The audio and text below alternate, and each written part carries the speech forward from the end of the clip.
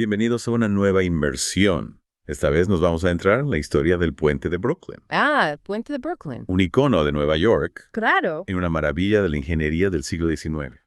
Una elección fascinante, sin duda. Para esta inmersión nos basamos en el artículo de Wikipedia sobre el puente. Buena fuente. Imaginen, el año es 1883, antes de los rascacielos, antes de la era de los coches. La única forma de conectar Manhattan con Brooklyn era a través de ferries, Ajá. un viaje que era lento, a veces peligroso y, bueno, no siempre fiable. Cierto, cruzar el East River era toda una aventura en aquella época. Entonces, la idea de un puente que uniera estas dos áreas era revolucionaria. Totalmente. Y el hombre detrás de esta audaz idea era John Augustus Roebling, Un visionario, sin duda. un ingeniero alemán conocido por su trabajo con puentes colgantes. De hecho, ya había demostrado su maestría con puentes como el acueducto de Delaware en Pensilvania y, por supuesto, el puente colgante de Cincinnati en Ohio. Ah, sí, el puente de Cincinnati. Casi un prototipo para el puente de Brooklyn, ¿sabías? Interesante, no lo sabía. Roebling aplicó lo que aprendió allí, ampliando el diseño y la escala para crear algo monumental. Hablando de monumental, la construcción del puente comenzó en 1869. Un proyecto de gran envergadura. Pero la tragedia golpeó rápidamente. Sí, al principio del proyecto, John Roebling sufrió un accidente fatal en el sitio de construcción. Bueno, Mientras inspeccionaba el lugar, un ferry se estrelló contra el muelle donde estaba, pero aplastándole el pie. en esa época eso podría haber sido una lesión tratable, ¿no? Lamentablemente se convirtió en una sentencia de muerte. Increíble. Después de la amputación de algunos dedos del pie, Roebling desarrolló tétanos y murió unas semanas después. Una pérdida terrible para el proyecto. Sin duda, pero afortunadamente su visión no murió con él. Entra en escena su hijo, Washington Roebling, Un ingeniero con mucho talento por derecho propio, que asumió el liderazgo del proyecto. decidido a hacer realidad el sueño de su padre. Pero la construcción de una obra de tal envergadura presentaba enormes desafíos, ¿verdad? Por supuesto, no solo logísticos, sino también personales. Mientras trabajaba en los cimientos del puente, Ajá. supervisando la construcción de los cajones neumáticos, Una innovación para excavar bajo el agua. Washington desarrolló la enfermedad de los cajones. Una enfermedad causada por los cambios rápidos de presión al entrar y salir de los cajones presurizados. Debió ser terrible. Le causó un dolor debilitante y problemas neurológicos a largo plazo. Entonces quedó incapacitado para continuar con el proyecto. En cierto modo, sí. Quedó confinado en su casa, con vistas al puente en construcción, pero incapaz de estar físicamente presente en el sitio. Es aquí donde la historia da un giro realmente inspirador, ¿no? Totalmente. La esposa de Washington, Emily Warren Roebling, Una mujer excepcional. se convirtió en mucho más que una mensajera entre su esposo y el equipo de ingeniería. Asumió un papel fundamental en la construcción del puente. Es increíble pensar en los prejuicios que debió enfrentar en ese momento. Imagínate, una mujer liderando un proyecto de construcción de esta magnitud en el siglo XIX. Impresionante. Emily aprendió ingeniería, estudió los planos de su esposo, dominó los principios de la construcción de puentes colgantes. Y llegó a supervisar las operaciones diarias en el sitio, Exactamente, se ganó el respeto de los trabajadores y de la comunidad de ingeniería. asegurando que la visión de Roebling se hiciera realidad. De hecho, cuando el puente se inauguró finalmente en mayo de 1883, Emily fue una de las primeras personas en cruzarlo. Un merecido honor, sin duda. Totalmente merecido. Ahora, hablemos de la ingeniería en sí. Me parece bien. ¿Qué hizo que el puente de Brooklyn fuera tan innovador para su época? Bueno, para empezar, el puente fue el primer puente colgante importante en utilizar acero en su estructura principal. Interesante. Los cables de acero, junto con las torres de piedra caliza y granito, le dieron al puente una resistencia y durabilidad sin precedentes. Esas torres también son impresionantes desde el punto de vista arquitectónico. Claro, con sus característicos arcos apuntados de estilo neogótico, se elevan a más de 80 metros de altura. Y esas torres tenían que ser fuertes, recuerda. Estamos hablando de una época anterior a las pruebas de túneles de viento y a las simulaciones por ordenador. El diseño de Roebling tuvo que soportar las fuerzas del viento y el peso de la plataforma basándose en cálculos y la experiencia. Hablando de peso, el puente en sí está suspendido por una red de cables de acero masivos. Cada cable tiene más de 40 centímetros de diámetro. ¡Wow! y está formado por 19 hilos individuales, cada uno de los cuales puede soportar miles de toneladas. Es increíble pensar en la escala de todo. Kilómetros y kilómetros de cable de acero trabajando juntos para soportar el puente. Pero incluso con un diseño tan meticuloso, la construcción no estuvo exenta de desafíos, ¿verdad? De hecho, durante la construcción se descubrió que el proveedor de cables, J. Lloyd High, había estado sustituyendo materiales de menor calidad. ¿En serio? Esto podría haber sido desastroso. ¿Cómo se resolvió eso? Bueno, aquí es donde entra en juego el genio de Roebling. Había sobrediseñado el puente deliberadamente, haciéndolo mucho más fuerte de lo que se pensaba que era necesario. Increíble. Incluso con algunos cables de menor calidad, el puente seguía siendo lo suficientemente fuerte como para ser seguro. Menos mal. Un verdadero testimonio de la previsión de Roebling. Y por supuesto, de la dedicación inquebrantable de Emily para completar el proyecto. Absolutamente. La historia del puente de Brooklyn es un testimonio de la capacidad humana para superar la adversidad y lograr lo extraordinario. Retomemos nuestra inmersión en la historia del puente de Brooklyn. Tras años de arduo trabajo, perseverancia y desafíos superados, el puente estaba finalmente listo para su gran inauguración. Un momento que muchos esperaban con ansias, como fue ese día. Imagínate la escena 24 de mayo de 1883. La ciudad de Nueva York está de fiesta, miles de personas se congregan para presenciar la inauguración del puente colgante más largo del mundo en ese momento. Debió ser una vista espectacular. El puente elevándose sobre el East River, conectando dos mundos que antes estaban separados por un viaje en ferry. Sin duda un espectáculo inolvidable.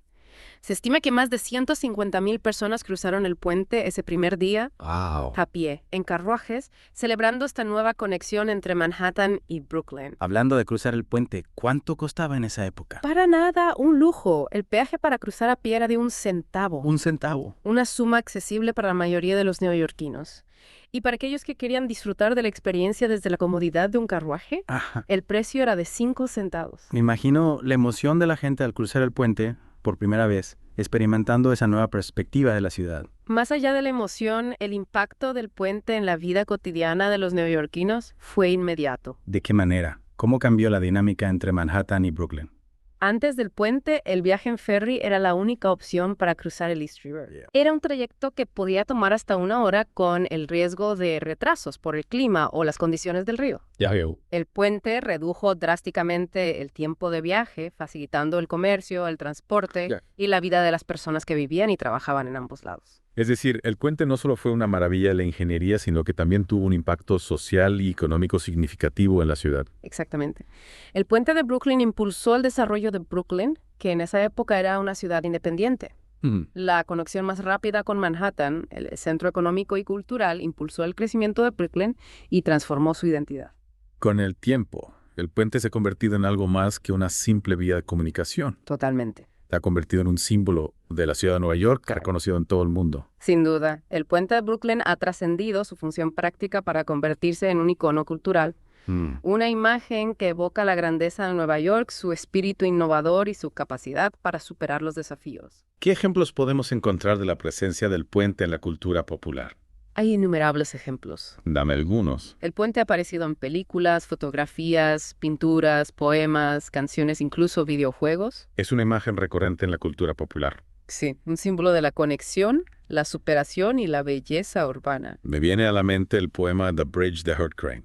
Un poeta americano fascinado por la estructura del puente. Que lo utiliza como una metáfora de la unión y el progreso de Estados Unidos. Un ejemplo perfecto. El puente ha inspirado a artistas de diversas disciplinas, desde pintores como Joseph Stella, que lo retrató en una serie de vibrantes obras abstractas, hasta cineastas como Sergio Leone, que lo utilizó como escenario en su icónica película Once Upon a Time in America. Es fascinante cómo una estructura física puede despertar tanta creatividad y generar tantas interpretaciones. Y no solo eso, el puente también ha sido escenario de eventos históricos y momentos memorables. Desde las multitudes que lo cruzaron en su inauguración, hasta las protestas por los derechos civiles y las celebraciones del orgullo gay. El puente de Brooklyn ha sido testigo de la historia de Nueva York y de Estados Unidos. Un lugar cargado de simbolismo y significado, un testimonio del pasado, pero también un puente hacia el futuro. Precisamente. El legado del puente de Brooklyn continúa inspirando a nuevas generaciones. Es un recordatorio de que con visión, trabajo duro y determinación se pueden lograr grandes cosas. Y hablando de logros, la construcción del puente fue un proceso largo y complejo. Sin duda. lleno de detalles fascinantes que a menudo pasan desapercibidos. En la próxima parte de nuestra inmersión profundizaremos en algunos de estos detalles menos conocidos, revelando la complejidad y la magnitud de esta obra maestra de la ingeniería. Retomamos nuestra inmersión en la historia del puente de Brooklyn y ahora que ya exploramos su impacto cultural y social, me gustaría volver a la ingeniería, a los detalles menos conocidos de su construcción. Me parece perfecto. Hay mucho que descubrir detrás de la fachada de esta icónica estructura. Empecemos por los cimientos. Para construir las torres que soportan el peso del puente, era necesario excavar profundamente en el lecho del río. El East River, un desafío enorme. Claro, teniendo en cuenta la tecnología disponible en esa época. Para ello utilizaron cajones neumáticos, Cajones neumáticos. unas estructuras gigantescas que permitían trabajar bajo el agua. ¿Cómo funcionaban exactamente? No me puedo imaginar cómo se podía excavar en el fondo del río. Imagínate una caja enorme, abierta por la parte inferior, que se hunde en el río. Se bombeaba aire comprimido en el interior para expulsar el agua y crear un espacio seco donde los trabajadores podían excavar y construir los cimientos de las torres. Pues en peligroso, trabajar en esas condiciones no debía ser muy saludable. Lo era. Y los trabajadores se exponían a una presión atmosférica muy alta dentro de los cajones. Al salir a la superficie, si no se hacía de forma gradual, podían sufrir una enfermedad descompresiva, también conocida como la enfermedad de los puzos. La misma enfermedad que afectó a Washington Roebling. Es un recordatorio de los sacrificios y riesgos que asumieron quienes construyeron esta maravilla. Sin duda, la construcción del puente de Brooklyn no estuvo exenta de peligros. Cambiando de tema, pero sin dejar de lado los desafíos, hablemos de los cables. Adelante. Mencionaste antes que cada cable principal tiene un diámetro de más de 40 centímetros. Sí. Y está compuesto por 19 hilos de acero. ¿Cómo se fabricaron e instalaron cables tan gigantescos? Fue un proceso innovador para la época. Se utilizaron máquinas especiales para hilar los hilos de acero que luego se enrollaban en bobinas y se transportaban al sitio de construcción. Allí se tendían cables auxiliares entre las torres y sobre esto se colocaban los cables principales, hilo por hilo, en un proceso que requería una precisión milimétrica. Me imagino la tensión al ver esos cables, cada uno con miles de hilos de acero, suspendidos sobre el río, uniendo poco a poco las dos orillas. Era una operación que requería gran coordinación y pericia. Un error podía tener consecuencias catastróficas. Y hablando de errores, recordemos el problema con el proveedor de cables, J. Lloyd High, que sustituyó parte del material por otro de menor calidad. ¿Cómo se descubrió este engaño? Fue gracias a la meticulosidad de Washington Roebling. Desde su casa, seguía de cerca cada detalle de la construcción, revisando informes y haciendo cálculos. En uno de sus informes detectó una discrepancia en el peso de los cables entregados. Una señal de alarma que no podía ignorar. Exactamente. Su intuición de ingeniero le decía que algo no andaba bien. Se inició una investigación que reveló que el proveedor había estado sustituyendo el acero especificado por otro de menor calidad para aumentar sus ganancias. Es increíble pensar que la avaricia de una persona pudo haber puesto en peligro una obra de tal magnitud. Afortunadamente, la astucia de Roebling y su insistencia en sobredimensionar la resistencia del puente evitaron un posible desastre. Increíble. Aunque se redujo la resistencia total del puente, seguía siendo lo suficientemente fuerte como para soportar las cargas previstas. Una prueba más de la genialidad de Roebling y su visión de futuro. El puente de Brooklyn es un testimonio de la capacidad humana para superar la adversidad, la tragedia y los errores para crear algo que perdura en el tiempo. Una obra que nos inspira, nos recuerda que con ingenio, perseverancia y una pizca de valentía podemos lograr grandes cosas. Y con esa reflexión concluimos nuestra inmersión en la historia del puente de Brooklyn. Ha sido un placer. Esperamos que hayan disfrutado de este viaje a través del tiempo. Un recorrido por los detalles de una de las obras de ingeniería más emblemáticas del mundo. Hasta la próxima inmersión, donde seguiremos explorando los misterios y las maravillas del mundo que nos rodea. Hasta pronto.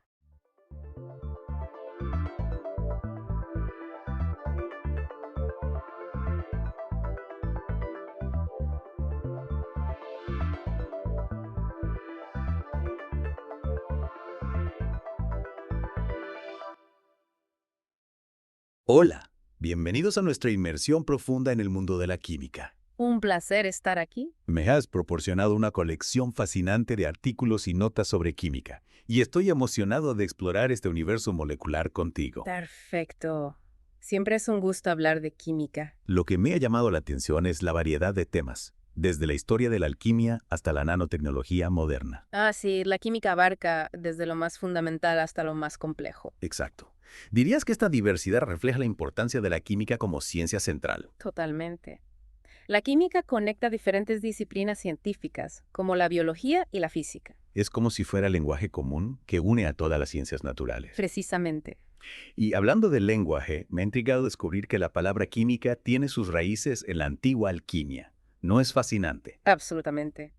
La alquimia, con su búsqueda de la transmutación de metales en oro, sentó las bases para la química moderna. Aunque sus métodos eran más místicos que científicos. Cierto, pero realizaron muchos experimentos y observaciones que contribuyeron al desarrollo de la química como ciencia. En tus notas mencionas a Robert Boyle, considerado uno de los pioneros de la química moderna. ¿Qué lo diferenció de los alquimistas? Bueno, Boyle rechazó la idea de los 4 elementos clásicos: tierra, aire, fuego y agua. Ya veo. En cambio, propuso que la materia estaba compuesta por partículas indivisibles que llamó corpúsculos, una idea que se acercaba al concepto moderno de los átomos. Un gran salto conceptual. Sin duda. Y si hablamos de la química moderna, no podemos olvidar a Antoine Lavoisier. Por supuesto. Su ley de la conservación de la materia revolucionó la química. ¿Podría recordarnos en qué consiste esta ley? Lavoisier demostró que en una reacción química, la masa total de las sustancias que reaccionan es igual a la masa total de los productos. Es decir, la materia no se crea ni se destruye, solo se transforma. Exactamente. Este principio sentó las bases para la estequiometría. Increíble cómo Lavoisier, con sus experimentos, desterró ideas erróneas que habían perdurado durante siglos. La ciencia avanza a través de la experimentación y la observación. Y hablando de conceptos fundamentales, en tus fuentes también hay material sobre la estructura de la materia. ¿Podrías explicarme la diferencia entre átomos, moléculas e iones? Claro. Un átomo es la unidad más pequeña de un elemento químico que conserva sus propiedades. Está compuesto por Un núcleo, que contiene protones y neutrones, y una nube de electrones que gira alrededor del núcleo. como un sistema solar en miniatura. Es una buena analogía. Ahora, una molécula se forma cuando 2 o más átomos se unen mediante enlaces químicos. Como la molécula de agua, Agus, ¿verdad? Exacto, 2 átomos de hidrógeno y 1 de oxígeno. Y los iones. Un ion es un átomo molécula que ha ganado o perdido electrones, lo que le da una carga eléctrica. Entonces, todo lo que nos rodea está formado por estas pequeñas partículas. Átomos, moléculas e iones. Así es. Y la forma en que interactúan determina las propiedades de la materia. Fascinante. Y hablando de elementos, no podemos olvidar la tabla periódica. La tabla periódica, una herramienta esencial para los químicos. ¿Por qué es tan importante? Organiza los elementos por su número atómico y revela patrones en sus propiedades químicas y físicas. Como las predicciones de Dmitri Mendeleev. Exacto. Dejó espacios en su tabla anticipando las propiedades de elementos aún no descubiertos. Ya que sus predicciones se confirmaron. El poder predictivo de la tabla periódica es asombroso. Sin duda. Ahora, hablemos de cómo los elementos interactúan. ¿Cómo se forman los enlaces químicos? Los enlaces químicos son las fuerzas que mantienen unidos a los átomos en una molécula. ¿Y qué implica la formación de un enlace? Un cambio en la configuración electrónica de los átomos involucrados. Ya veo. ¿Y las reacciones químicas? ¿Qué sucede a nivel molecular? En una reacción química se rompen enlaces existentes y se forman nuevos enlaces, transformando las sustancias. ¿Y cómo se representan estas transformaciones? Mediante ecuaciones químicas que indican las sustancias que reaccionan, los reactivos y las que se producen los productos. Interesante. Ahora, me gustaría profundizar en algunos conceptos clave que aparecen en tus fuentes, como el pH y los orbitales. Empezamos por el pH. Por supuesto. El pH mide la acidez o alcalinidad de una solución. Un concepto que escuchamos a menudo, ¿verdad? Sí, se mide en una escala de 0 a 14, donde 7 es neutro. Menor a 7 indica acidez, mayor a 7 alcalinidad. ¿Y por qué es tan importante el pH? Juega un papel crucial en procesos químicos y biológicos. Por ejemplo, afecta la disponibilidad de nutrientes para las plantas. Y en nuestro cuerpo, el pH de la sangre debe mantenerse dentro de un rango muy estrecho. Exacto, para que las enzimas y proteínas funcionen correctamente. Entonces, un pequeño cambio en el pH puede tener grandes consecuencias. Sin duda. Pasemos al tema de los orbitales.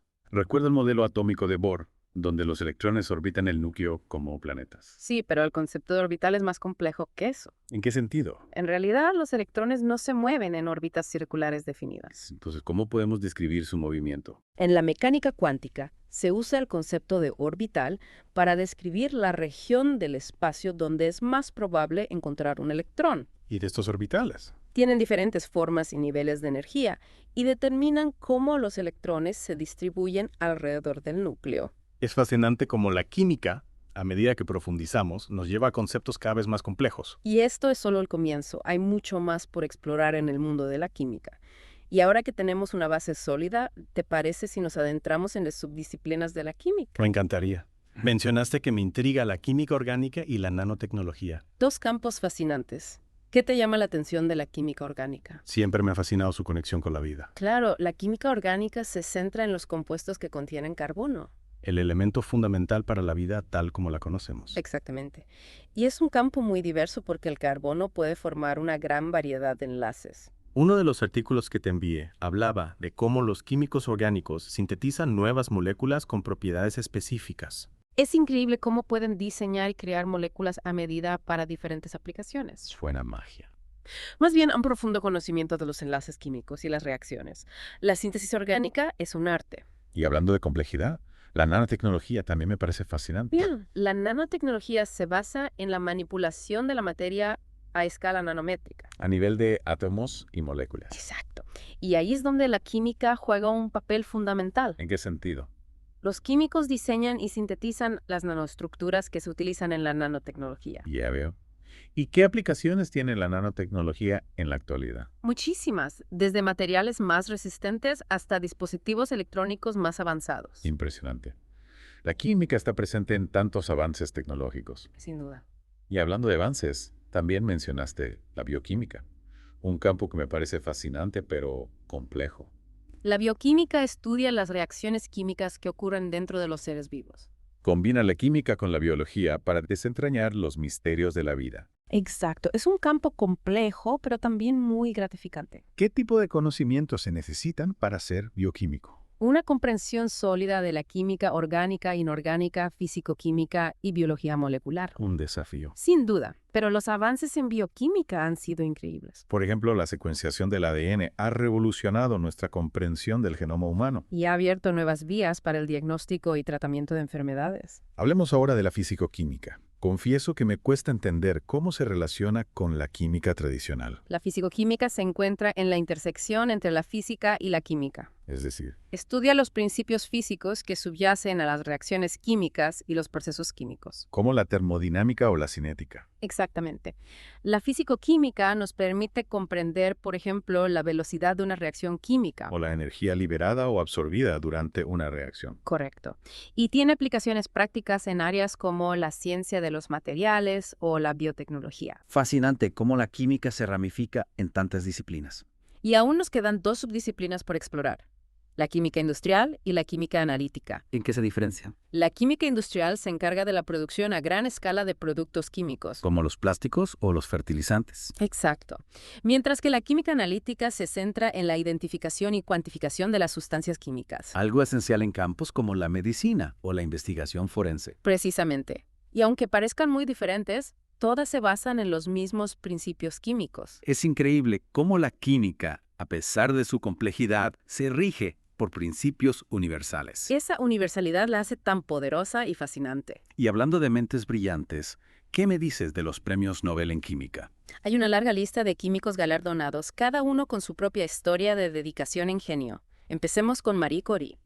Una figura icónica, la primera mujer en ganar un premio Nobel, y en dos campos científicos diferentes. En 1903, junto a su esposo Pierre Curie y Henri Becquerel, recibió el Nobel de Física por sus investigaciones sobre la radiactividad. Y en 1911, el Nobel de Química por el descubrimiento del radio y el polonio. Su trabajo sentó las bases para la medicina nuclear y la radioterapia. Una pionera en un campo dominado por hombres. Sin duda.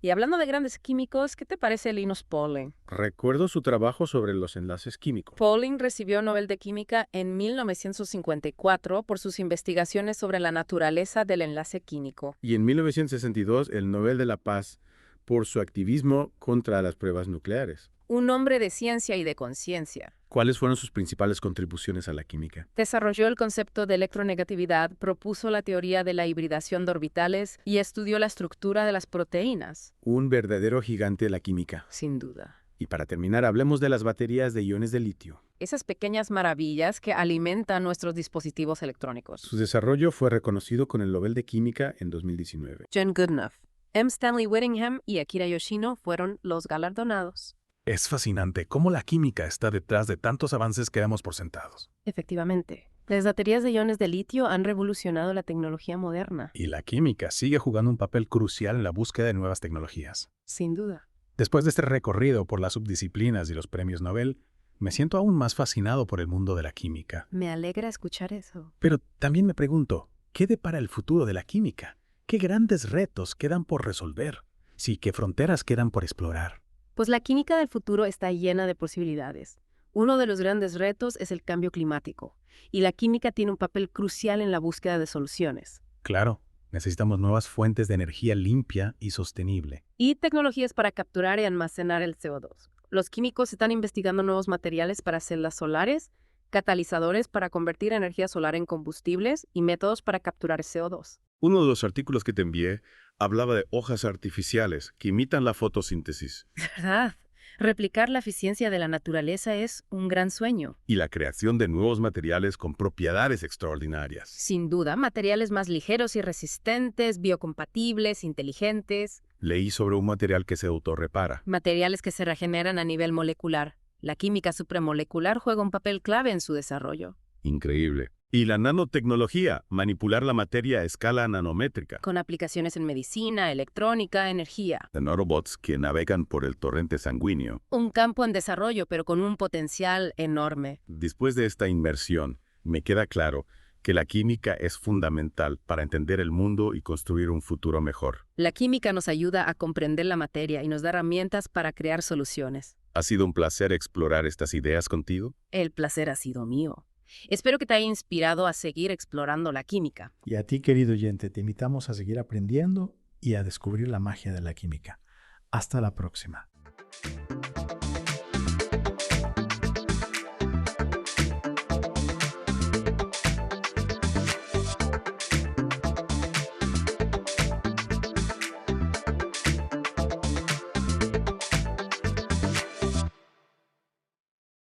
Hola a todos, bienvenidos a nuestra inmersión profunda. Oh, me encanta esa analogía. Hoy nos sumergimos en el mundo del lago de los cisnes.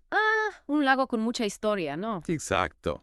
Vamos a descubrir detalles sorprendentes. Me fascina. Basándonos en un artículo de Wikipedia en español. Interesante. Prepárense para una experiencia reveladora. Estoy listo. Y para empezar, hablemos del misterio del libreto original. Sí.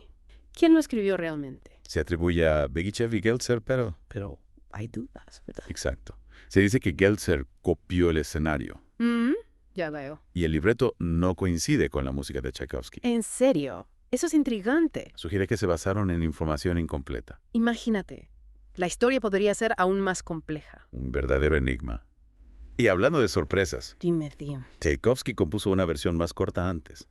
Sí, en 1871. Es cierto. Según relatos familiares, sí. Increíble.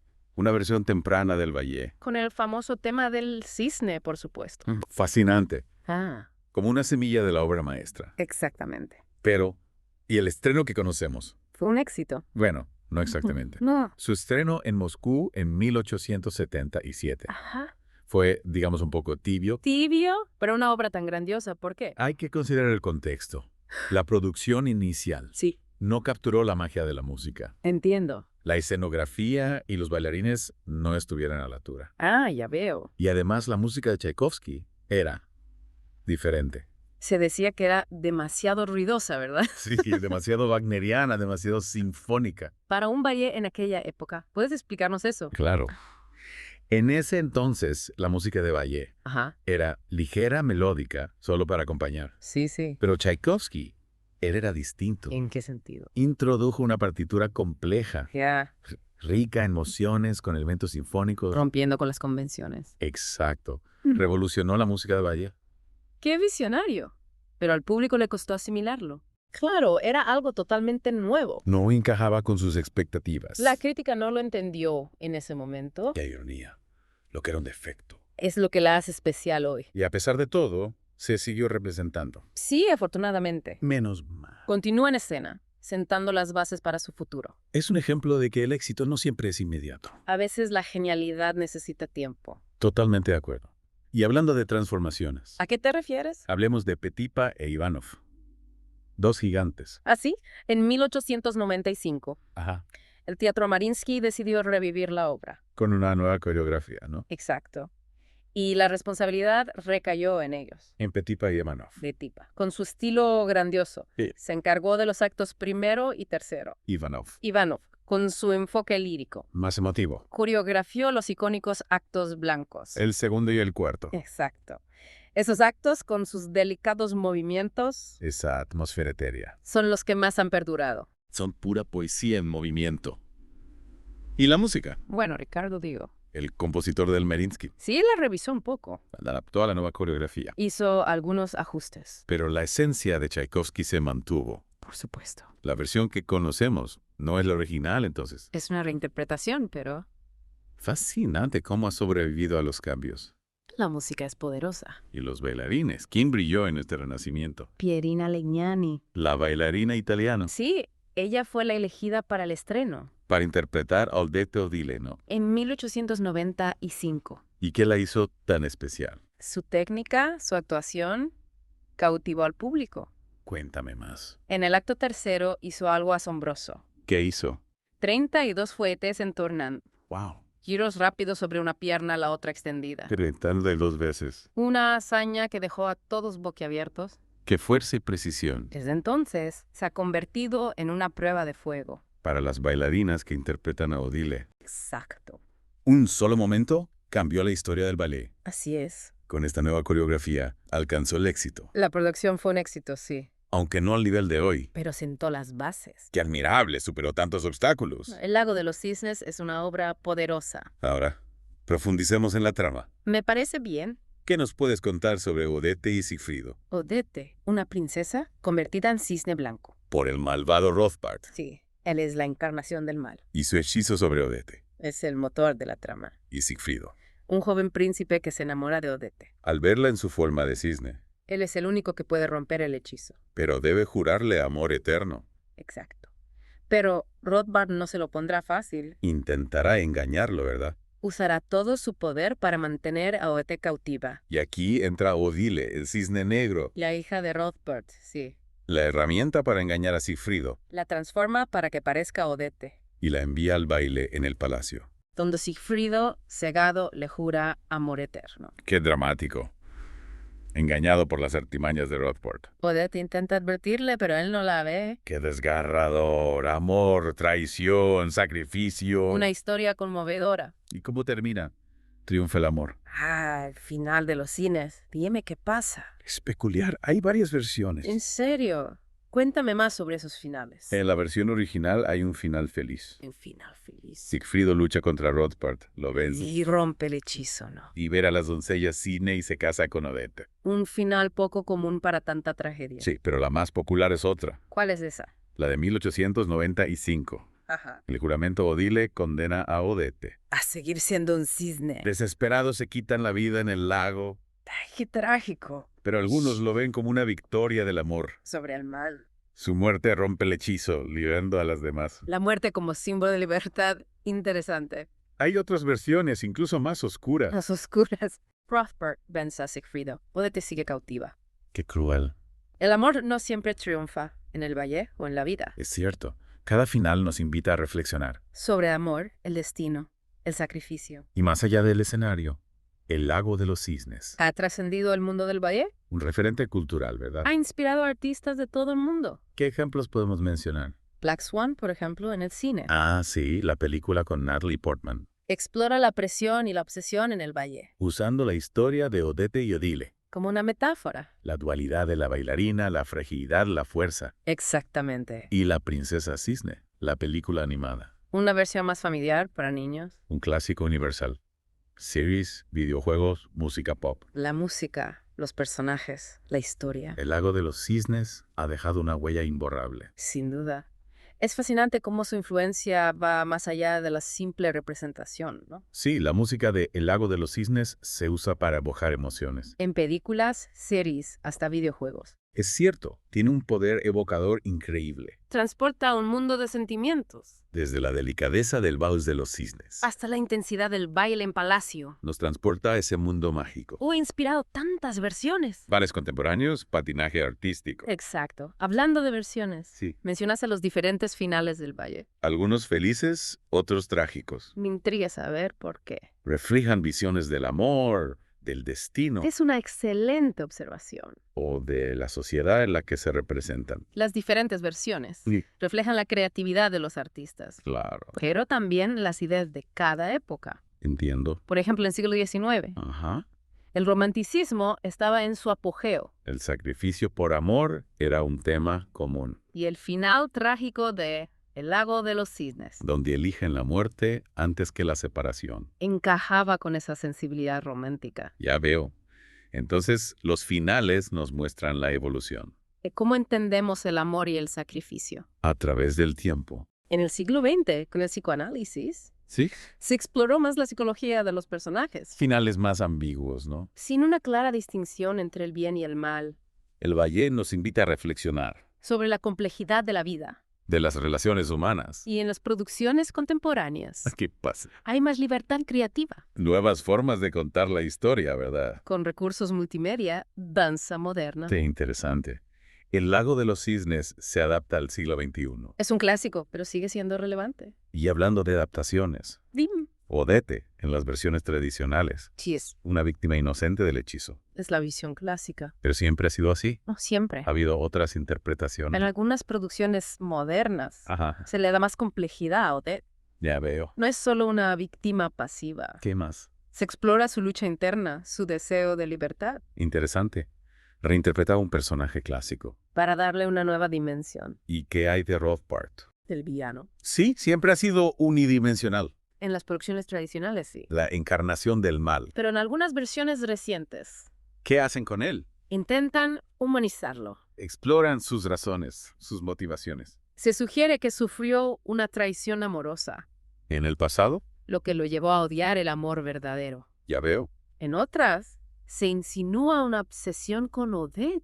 Más allá de la simple posesión. Exacto. Un villano complejo, más comprensible. Aunque no justifiquemos sus acciones. Entenderlo da más profundidad a la historia. El lago de los cisnes es así, lleno de capas. Y la música de Tchaikovsky, tan importante, Esencial para la magia del ballet. innovadora para su época. Llena de melodías memorables, armonías complejas. Y una orquestación brillante. Crea una atmósfera emocional irresistible. ¿Cómo caracteriza la música a los personajes? Por ejemplo, el tema de Odette. Sí, Es melancólico, nostálgico. refleja su tristeza, ¿verdad?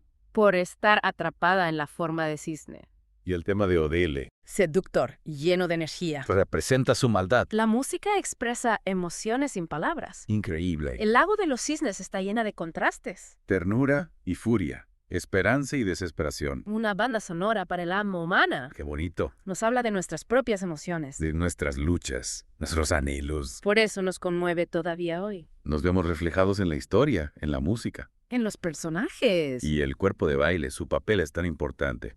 Absolutamente. No solo acompañan a los bailarines principales, Crea la atmósfera del ballet. fluidos y etéreos como los cisnes. Enérgicos y vibrantes como las llamas. Nos transportan a ese mundo de fantasía. El cuerpo de baile es un personaje colectivo. Representan la fuerza de la naturaleza. La magia del lago, el destino. Y los vestuarios, tan icónicos. Los tutus blancos, el vestido negro de Odile. El traje de Sigfrido. Elementos que contribuyen a la magia visual. No solo son bellos, sino que también. Tienen un significado simbólico. El blanco, la pureza e inocencia. El negro, la maldad y la seducción. El vestuario de Sigfrido Su nobleza, su elegancia. refleja su estatus, su deseo de amor verdadero. El vestuario es una extensión del personaje. Expresa su personalidad, sus emociones. Su destino. Y la escenografía tan importante. El lago, el bosque, el palacio, las luces. Crean una atmósfera mágica, Ah. evocadora. Nos transportan a otro mundo. La escenografía es un personaje silencioso. Pero poderoso que nos envuelve en su magia. Todos los elementos de la producción, La música, la coreografía, el vestuario. la interpretación. Crean una experiencia única, inolvidable. Hablando de experiencias únicas, ¿Sí? una anécdota curiosa sobre el ballet. Cuéntame. En 1877. En el estreno original. La bailarina hacía de Odette y Odile. Era común en esa época. Un reto interpretativo enorme. De la dulzura de Odette. A la maldad de Odile. En minutos. Un desafío. Talento actoral y versatilidad técnica. Dos estilos de danza tan diferentes. Odette, fluida y elegante. Odile, virtuosa y enérgica. La gracia de Cisne Blanco y la fiereza del negro. Admirable la capacidad de las bailarinas. Para adaptarse a roles tan complejos. Y la tradición se ha mantenido. Una característica emblemática del ballet. Interpretar a Odette Odile es una prueba de fuego. Mostrar versatilidad y talento al máximo. Y hablando de talento, la coreografía. La original no estuvo a la altura. La de Reisinger. Pero Petipa y Ivanov lo cambiaron todo. En 1895. Transformaron la obra. En el ballet que vamos hoy. Cada uno aportó su estilo. Petipa, maestro del ballet clásico. Los grandiosos Passedo, el virtuosismo. Ivanov. Sensible, emotivo, creó las escenas más líricas. Los actos blancos. Una coreografía perfecta. Que ha inspirado a generaciones. Y no olvidemos la interpretación. Los bailarines no solo ejecutan los pasos. Deben transmitir las emociones. El amor, el dolor, la alegría, la desesperación. En El lago de los cisnes, la técnica es fundamental. Pero la interpretación da vida a los personajes. Odette, su fragilidad, su inocencia. Su tristeza por el hechizo. Odile, su sensualidad, su astucia. Su poder para seducir y engañar. Y Siegfriedo, su amor por Odette. Su confusión, su desesperación al descubrir la verdad. Un ballet que exige lo mejor de cada bailarín. A nivel técnico e interpretativo. Cuando conectan con la historia, con la música. La magia cobra vida en el escenario. Y esa magia ha cautivado al público por más de un siglo. Después de esta inmersión, estoy fascinada. Me alegra. He descubierto detalles, interpretaciones, nuevas formas de verla. Es un ballet con muchas capas. Espero que nuestros oyentes también hayan disfrutado. De este viaje al mundo de la danza, la música, la magia. El lago de los cisnes conmueve a todo el que lo conoce. Su origen, su evolución, sus interpretaciones. Y ahora me pregunto, Dime. ¿por qué sigue siendo tan relevante en el siglo XXI? Es una pregunta interesante. ¿Qué la hace conmover al público actual? Hay varios factores, creo. ¿Cuáles? La historia en sí misma es universal. El amor, la traición, el sacrificio. Son emociones que todos comprendemos. Sin importar la época o cultura. El amor, la pérdida, la lucha por la libertad. Son temas siempre relevantes. Y en El lago de los cisnes se presentan con fuerza. Gracias a la música, la coreografía, la expresividad. Y no olvidemos la belleza estética del ballet. Los tutus blancos, los cisnes en el lago. La atmósfera mágica. El lago de los cisnes es visualmente deslumbrante. Esa belleza, la profundidad emocional, la música. Crean una experiencia única. Un sueño hecho realidad. Un escape a un mundo de fantasía. En un mundo complejo y acelerado. Buscamos conectar con nuestras emociones. Y El lago de los cisnes nos ofrece esa posibilidad. Un refugio para el alma, ¿verdad? Exactamente. Donde olvidamos las preocupaciones y nos dejamos llevar. Por la magia del arte. Y el lago de los cisnes tiene algo especial. Su capacidad para generar interpretaciones. No hay una sola forma de entenderlo. Cada producción, cada director, cada bailarín Le da su propia interpretación. Lo mantiene fresco y relevante. El lago de los cisnes no es estático. Evoluciona. Se transforma con cada puesta en escena. Por eso es tan fascinante. No solo lo vemos una y otra vez. Sino que lo redescubrimos. Encontramos nuevos significados. Conectamos de diferentes maneras. Es una obra que nos acompaña a lo largo de la vida. Y nos habla de diferentes maneras. Según nuestra experiencia, nuestra perspectiva. Después de esta exploración, una pregunta para los oyentes. ¿Qué pregunta? ¿Qué significa para ti el lago de los cisnes? ¿Qué emociones te despierta? ¿Qué te hace pensar? Una excelente pregunta. Invita a la reflexión, al diálogo. Cada uno encuentra su propia respuesta. Compartan sus reflexiones con nosotros. Sigan explorando esta obra maestra. Hasta la próxima inmersión profunda. Adiós. Es fascinante cómo una obra puede tener tantas capas, ¿verdad? Sí, y generar tantas interpretaciones. Hablando de eso, el impacto en la cultura popular. El lago de los cisnes, un ícono. Ha inspirado a artistas de varias disciplinas. Desde el cine a la música pop, incluso. Mencionaste Black Swan, la película. Ah, sí. Un thriller psicológico, ¿no? Explora la oscuridad en el mundo del ballet. Un ejemplo de cómo el lago de los cisnes se reinterpreta. Para temas contemporáneos. Black Swan toma la historia de Odette y Odile. La dualidad del cisne blanco y el negro. La lleva a un nivel psicológico extremo. Claro. Explora la presión, la competencia, la identidad. Es el mundo del ballet profesional. No es una adaptación literal, No. pero captura la esencia de El lago de los cisnes. La atmósfera de misterio. La exploración de la dualidad humana. Exacto. No solo en el cine. ¿Verdad? Hay referencias en series, videojuegos, hasta en la moda. En la publicidad también. La música, los personajes, la estética. Parte de nuestro imaginario. Impresionante como una obra de hace un siglo. Sigue resonando. Se debe a su capacidad de conectar. Con emociones universales. El lago de los cisnes nos habla del amor. De la traición, el sacrificio. La lucha entre el bien y el mal. Temas siempre relevantes. Nos invita a reflexionar sobre la condición humana. Sobre nuestros deseos y miedos. La clave de su atemporalidad. Totalmente de acuerdo. El lago de los cisnes no es solo un valle. Es una obra de arte. Nos invita a mirar dentro de nosotros. A explorar nuestras emociones. A cuestionar el mundo. Sin duda. Después de esta inmersión, podemos afirmarlo. Sí. No es solo un cuento de hadas con cisnes. Hay mucho más. Una obra llena de simbolismo, de complejidad. De belleza y misterio. Una obra que cada generación reinterpreta. Y hace suya. Esperamos que esta inmersión haya despertado su curiosidad. Por el lago de los cisnes. Sigan explorando este valle. Descubran sus versiones. Déjense llevar por su magia. Y reflexionen sobre su significado. Gracias por acompañarnos. En esta inmersión profunda. Hasta la próxima.